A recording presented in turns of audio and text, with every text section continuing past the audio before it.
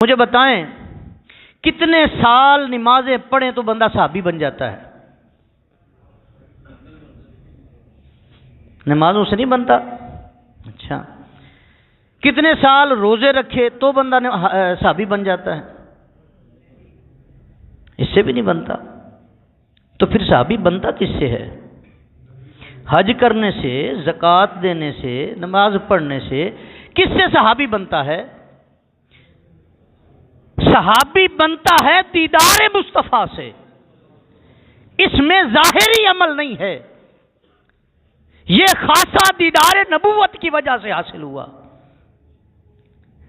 جس کو گھر میں کوئی دوسری بار سالن نہیں دیتا، وہ آ کے صحابہ پہ بات کرے، وہ آ کے اہل بیت پر بات کرے۔ یہ تو گھرانے ایسے ہیں اور یہ لوگ ایسے ہیں